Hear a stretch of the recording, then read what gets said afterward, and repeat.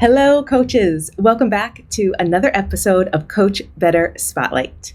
My name is Kim Cafino, and I've worked with hundreds of teachers, coaches, and leaders in schools around the world to help them create thriving and sustainable instructional coaching programs. And I'm on a mission to help you coach better. Wherever you are in your coaching journey, we can support you. Come learn with us in one of our courses for instructional coaches or our private mentoring packages. Join our global Coach Better community and find all of our resources for instructional coaches on our website at coachbetter.tv. If you have questions you'd like to hear us answer or a topic you'd like us to discuss, please drop us a line on our website at coachbetter.tv/ask, join our Coach Better Facebook group, or find us on social media at Eduro Learning and send me a DM. Don't forget to subscribe to the channel here on YouTube to catch all of our latest episodes. Today, I'm chatting with Samantha Olson-Wyman, Curriculum Teaching and Learning Specialist, and Stephanie Cifuentes, Lower School Principal at the American School of Guatemala. Both Sam and Stephanie are former instructional coaches, so this episode is such a special opportunity to look at the macro lens of coaching with school leaders who deeply understand the micro view too. I'm so excited to share this episode with you because whenever I get the chance to speak with school leaders who are former coaches, I know we're going to be able to go deep about the value of coaching and the actual logistics and structures needed to make it happen. And this conversation does exactly that. In this Spotlight episode, we're focused on untangling instructional coaching and evaluation. On the full-length audio podcast episode, we also talk about what coaching looks like at the American School of Guatemala, repeatable structures that make coaching successful year after year, and how to help school leaders understand the investment in coaches and coaching from the financial side. This episode is all about the tough questions that school leaders are thinking about when they choose to invest in coaches and coaching. To listen to the full episode, subscribe to Coach Better wherever you get your podcasts.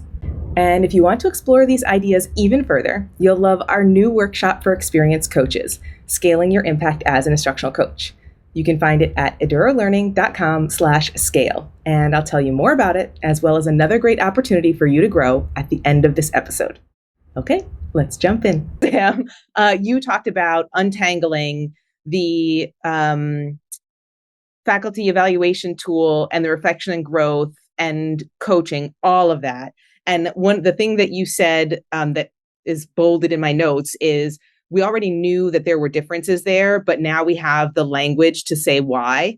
I would like to ask you if you could just say a tiny bit about like the language and the way you've changed how you speak. And then I want to dig into some of the things that Stephanie said, because I think this is what is getting people tripped up. It's like, we know that in conversations around teacher professional growth, there will be coaching conversations. We know that in conversations around supervision and evaluation, there will be opportunities for coaching conversations, but distinctly separating those pieces out from the process and the position of instructional coach and the value of each of those pieces and how they are three separate things. I would just love to hear any further thoughts. No pressure there. Just any further thoughts on that I would be really interested in that. Yeah. I think what's really important is to know that when you're being evaluated and your livelihood, your job is on the line, it's really a not opportune moment to say, here's how you can grow. And though we have faculty that need to seriously shift something in their practice, for example, so evaluation, you can't completely untangle from growth. Like, of course, if something's not right, then you need to fix it and you need to grow to fix it. But I think we've realized just how important it is that the growth opportunities that are centered around coaching, around we create SMART goals and that reflection really need to not be tied to this, your livelihood, your job over here, because that's not an opportune environment for that. And so it still requires calibration, because when something's not going right with evaluation, we put in place a support plan. Of course, that's support, and coaching is support too. So it's not like we can totally separate all of those things, but by person, you can. And also by being really clear around like, this tool is to evaluate you as an educator at our school. This tool is for you to think about how you would grow and how your section administrator's curriculum teaching unit might help you. This tool program is for your growth, and we're going to center it on student learning. And like, it's just, we have to keep saying it over and over again, but we all have language that we get to utilize. I don't know if I'm capturing that enough, Stephanie, if you have more to say. The only thing that I was thinking to add is that when our faculty complete their personal growth year, that is really a place where we recommend coaching more so than maybe in terms of a support plan connected to evaluation. Because when we're reading over people's SMART goals, we're often recommending, some resources to help them in that area or tools that they might want to think about, but it's based on what they're passionate about and where they see their own need for growth. So I think connecting coaching to that is really powerful because it puts the ownership back on them. I've already engaged in some reflection. This is something I want to improve on. And then an administrator maybe is saying, hey, if you really want to work in that area, it might be great to work on this in a coaching cycle with so-and-so, reach out to them or make sure you sign up the next time if that's how you want to go about this growth. And I think that just keeps coaching more focused with personal, professional development, I don't know, but, someone's individual professional development and not administrative faculty evaluation. And our coaches have no connection to support plans. If a coach is supporting anyone that's on a support plan, they don't know that there's that connection there at all. And so I think that is really crucial. I know I've heard of some configurations where they're part assistant principal, part coach. And I think, to me, if I'm being really blunt, if you're an administrator, of course you're a coach. You have to be an instructional leader, which means you have to be able to coach anyone around improving instructional practices. But do you get to devote all of your time to that? Sadly, no. There is so much that administrators have on their plate, which is why coaches are important to have, because they get to focus exclusively on something that we know is important. But that doesn't get us to stop, as administrators, stop being instructional leaders that support teacher development and student growth. And I also think as administrators, we really look at the success of our faculty as a responsibility that we share with them. And so something that I know Stephanie has said that I really love is that if they're, I'm not going to capture it right. If there's a faculty member that needs a support plan, do you know the quote I'm talking about, Stephanie, where you've talked about if someone needs support, that it's your responsibility? This is I'm sorry, my internet was unstable for just a moment, and I missed some of what you said, Sam. So I can't find the quote because I didn't hear what you said. No, it's your quote about with faculty members in needing a support plan, and it's about the responsibility that our administrators share with that and how important that is.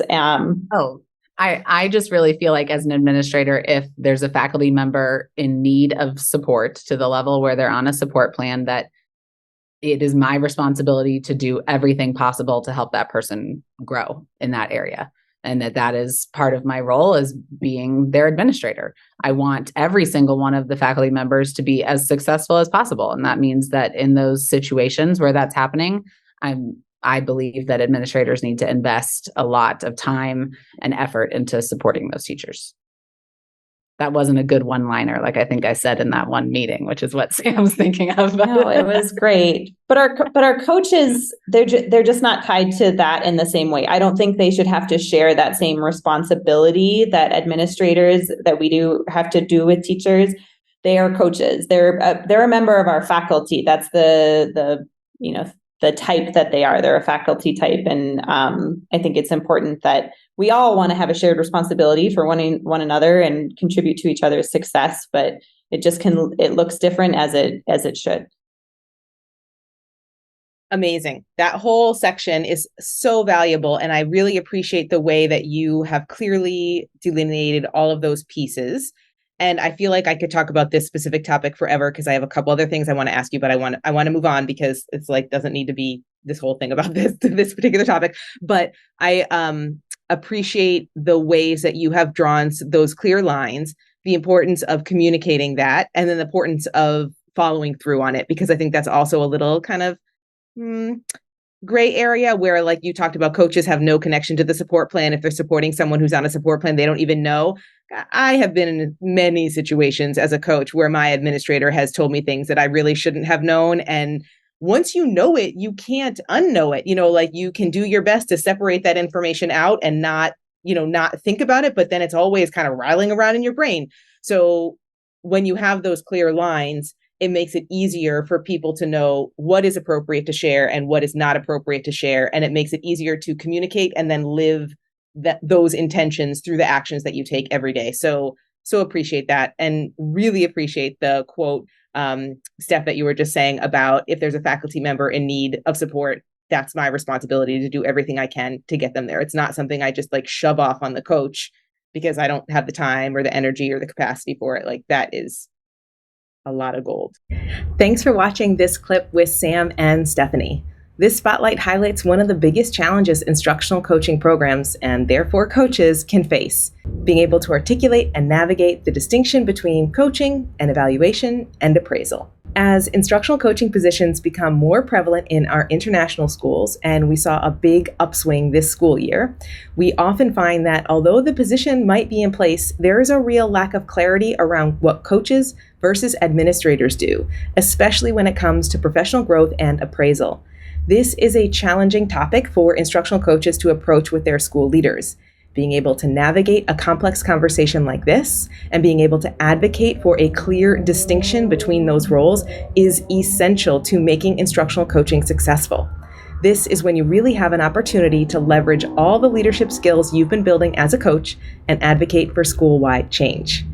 If you're ready to think about your coaching practice and program from the big picture lens, and you're curious about embracing your leadership as an instructional coach to see the ways that you can scale your impact, make sure to watch our new free workshop for experienced coaches, Scaling Your Impact as an Instructional Coach.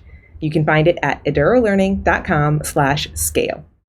After you've been a coach for a few years, you know that these systems and structures are essential to scaling your impact from one-to-one coaching to working with groups and teams. Also part of my conversation with Sam and Stephanie on the full-length audio podcast. Scaling your impact requires that you shift your mindset from seeing yourself as just a coach to seeing yourself as a leader, so you can create and advocate for the systems and structures that make coaching sustainable for you as an individual coach and for your coaching program in your school. Watch the workshop at edurolearning.com/scale. And if you discover that you need support as you go through the process, join us for our first global cohort of Coaches as Leaders, designed for experienced coaches ready to advocate for and build the systems and structures that are needed to truly sustain a coaching culture. And Coaches as Leaders will help you recognize exactly which systems and structures you need and might be missing in your school setting, so you can make your coaching culture sustainable and you can scale your impact beyond working one-to-one to working with teams and groups. Registration opens only once a year. Get all the details at edurolearning.com/CAL. Wherever you are in your coaching journey, we can support you. If you're curious right now and you have questions, please reach out. You can leave a comment below, you can join our Coach Better Facebook group, or you can find us on social media at Eduro Learning and send me a DM. I'd love to support you on your coaching journey. See you next time.